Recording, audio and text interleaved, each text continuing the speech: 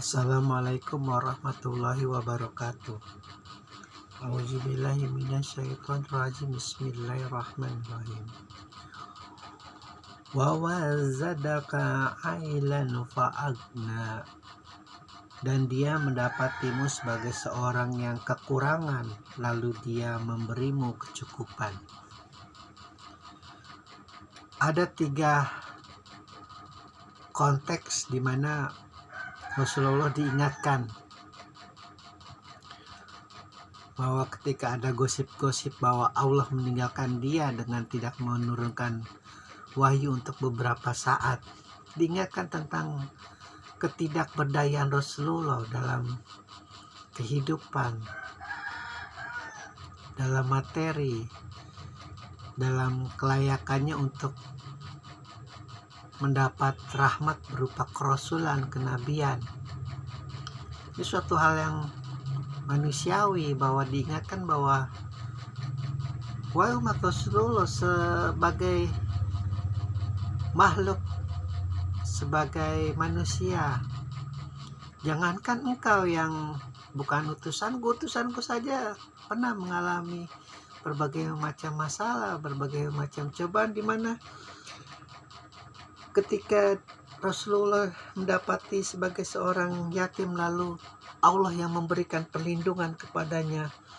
Lalu ketika Rasulullah dalam kondisi yang sangat bingung, Allah yang memberikan petunjuk kepadanya. Dan ketika Rasulullah begitu banyak kekurangan, Allah yang memberikan kecukupan kepadanya. Jangan merasa ditinggalkan oleh Allah. Apa yang kita alami sebagai umat Rasulullah itu penderitaannya tidak ada seujung kukunya dengan penderitaan Muhammad. Setiap hari dibully, setiap hari dihina, selalu dibilang orang gila, orang tidak waras. Dengan salah satu contohnya adalah seorang nenek-nenek yang luar biasa berkata, "Hei, setanmu nggak datang-datang lagi tuh." Setan yang dinisbahkan adalah Jibril, yang menyampaikan kalam Rasulullah melalui Allah melalui kalamnya Jibril. Itu bagi pembenci Rasulullah itu setan. Jadi jangan lembek sebagai umatnya. Baru dihadapi bencana 1, 2, 3, 4, merasa Allah jauh dari kita, merasa Allah membenci kita. Lalu kemudian kita membuat konfrontasi, membuat semacam permusuhan kepada Allah dengan segala takdirnya, nasibnya yang selalu menimpa kita kepada ketidakbaikan. Padahal kalau kita tidak selalu melihat ke atas, kita melihat ke bawah, selalu ada yang lebih kurang daripada kita. Selalu ada yang lebih kurang.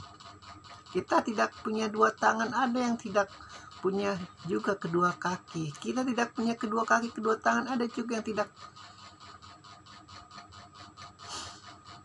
Luar biasa kalau kita lihat di rumah sakit, anak-anak cacat dan terlantar itu banyak sekali hal-hal yang harusnya kita patut bersyukur. Bukan kita merasa ditinggalkan oleh Allah. Sementara Allah masih menguatkan akal kita, masih menguatkan batin kita, dan masih diberi kesempatan untuk kita melawan hawa nafsu yang ada dalam diri kita. Bagaimana caranya agar kita mempunyai makam Rasulullah, makam para nabi, di mana kita selalu dilindungi oleh Allah, selalu diberi petunjuk oleh Allah, selalu diberi kecukupan oleh Allah. Ya mau gak mau kita harus melakukan kewajiban sebagai makhluk. Tidak kuciptakan jin dan manusia itu selain hanya menyembahku. Kita makan 3 hari sekali cukup, udah sembah. Fitrahnya seperti itu manusia. Kalau tidak mau repot, ya masuk pesantren. Seperti itu, bangun tidur baca Al-Quran, sholat, bangun tidur baca Al-Quran, sholat, bangun tidur baca Al-Quran, begitu saja terus. Kalau kehidupan di pondok pesantren seperti itu, kalau punya tanah digarap. Nah, kembali lagi kepada mafia-mafia yang selalu senantiasa menggerus sistem-sistem yang baik, menggerus sistem-sistem yang benar, menggerus sistem-sistem yang seharusnya tidak melanggar undang-undang. Ini korupsi-korupsi ini juga jangan dikira tidak menggerus mereka yang sedang melaksanakan kegiatan keagamaan di pondok pesantren. Banyak tengkulak-tengkulak yang masih berkembang biak, memainkan harga-harga para petani-petani, memainkan harga-harga para nelayan-nelayan. Lalu kemudian ketika mereka tidak mendapati keuntungan yang baik dalam perkebunannya, dalam nelayannya, diberi utang yang dengan memakai sistem riba yang tidak akan mungkin dilunasi kecuali dengan menggadaikan harga dirinya. Begitu. Disinilah negara harus hadir. Jangan mentang-mentang kita negara Islam yang paling besar, kita lalai dalam hal ini. Merasa semua sudah beres lah, udah Islam, kita udah punya Al-Quran, banyak ulama, para habaib, but pecuy itu semua.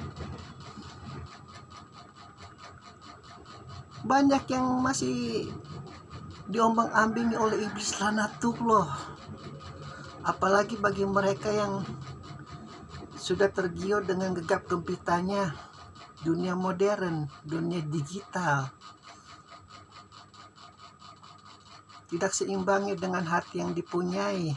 Padahal Allah memberikan amanah yang begitu besar pada mereka untuk melindungi umatnya agar terjaga harga dirinya, agar tidak terhina harga dirinya, agar tidak tercoreng nama Islamnya. Kalau pemimpinnya saja sudah tidak jujur, Al-Quran dikorupsi, bayangkan. Al-Quran, firman-firman Allah dikorupsi. Kita harus bekerjasama dengan Museum Rekor Internasional. Korupsi macam mana yang tidak ada di Indonesia, semua itu ada. Mulai dari yang paling gembel sampai yang paling elit, semua ada. Pada Rasulullah satu ucapannya pun tidak pernah berkata bohong. Kalau dia sekalipun berkata bohong, Al-Quran tidak akan mau keluar dari mulut sucinya, dari hati sucinya, tidak akan pernah mau keluar.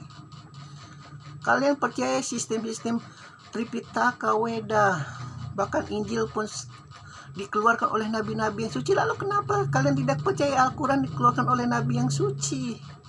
Luar biasa jahat kalian sebenarnya, jalim, menjalimi, sama seperti kaum-kaum Bani Israel yang menjalimi nabi-nabinya, mencela nabi-nabinya. Daud mensodomi Daud, berbuat zina Daud, padahal mereka sendiri menunggu Daud untuk diselamatkan itu Israel mereka agar tidak tercerai-berai hingga kiamat. Luar biasa.